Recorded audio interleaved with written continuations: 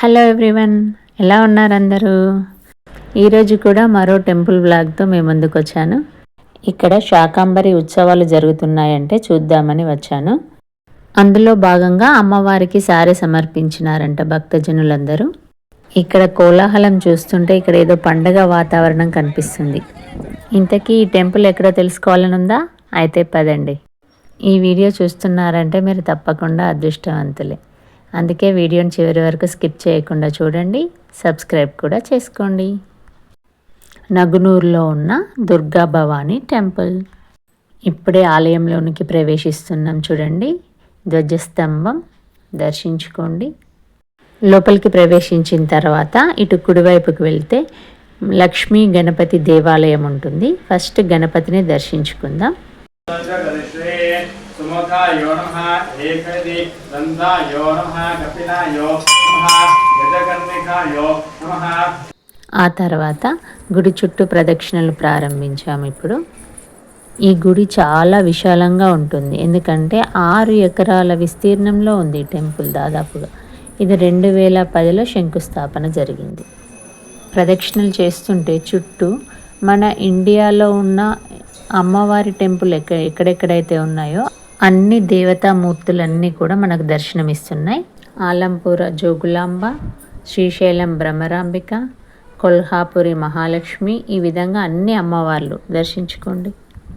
గుడి నిర్మాణం పూర్తి కావడానికి దాదాపు 7 సంవత్సరాల సమయం పట్టింది. 2017లో శృంగేరి పీఠాధీశులైన జగద్గురు సార్వభౌములు శ్రీ శ్రీ భారతీ తీర్థ మహాస్వామి మరియు శ్రీ శ్రీ శ్రీ విధుశేఖర భారతి మహాస్వామి వాళ్ళచే దేవతామూర్తుల ప్రతిష్టాపన కార్యక్రమం నిర్వహించడం జరిగింది. ఈ విధంగా అమ్మవారిని, పరివార దేవతలను నిత్య ధూప దీప నైవేద్యాలతో పూజిస్తూ అమ్మవారి కరుణా కటాక్షాలు పొందుతూ భక్తజనులు తరిస్తున్నారు. వారణాసి విశాలాక్షి అమ్మవారు, సరస్వతీదేవి కాశ్మీర్, ఇట్లా అన్ని రకాల ప్రతిమలు ఉన్నవి. ఇక్కడ గోపురాలు చాలా హైట్లో కనిపిస్తున్నాయి కదా, దాదాపు ఇది 72 ఫీట్లు ఉంటుందంట. ప్రదక్షిణ అయితే పూర్తి చేసుకున్నాం. లోనికి ప్రవేశిద్దాం. ఇప్పుడు అమ్మవారి కోసం సారె సమర్పించే భక్తజనులు ప్రదక్షిణ అయితే చేస్తున్నారు. అమ్మవారికి కానుకలు చూడండి ఎన్ని తీసుకొని వచ్చారో.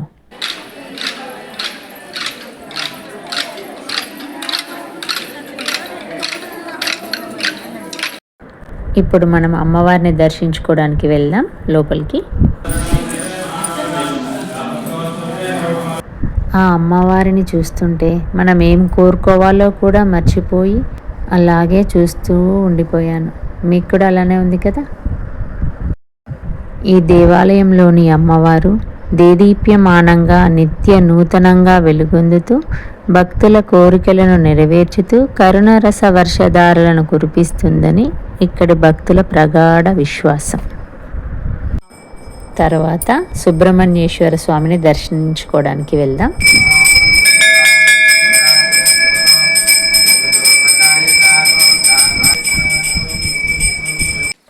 ఆ తర్వాత శివాలయ దర్శనానికి వెళ్దాం. నందీశ్వరునికి ముందుగా కోరికలు విన్నవించుకుంటున్నారు చూడండి భక్తులు.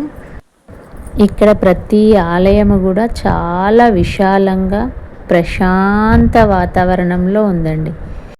వీడియో చూస్తున్న వాళ్ళందరూ కూడా ప్లీజ్ సబ్స్క్రైబ్ చేసుకోండి. ఇలాంటి మంచి వీడియోలు చేయడానికి సపోర్ట్ చేయండి. ఈశ్వరుని దర్శనం చూడండి. అందరూ అన్ని గోపురాలు కనిపిస్తున్నాయి ఇటు నుంచి వ్యూ.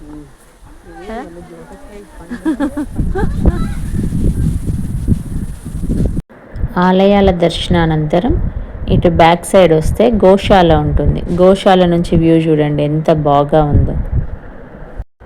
మనం ఏదైనా గోవుల కోసం తీసుకొని వస్తే అది నేరుగా పెట్టకుండా ఒక డబ్బాలో వేయమంటుండ్రు. వాళ్ళు పరిశీలించిన తర్వాత మాత్రమే గోవులకు పెడతారంట.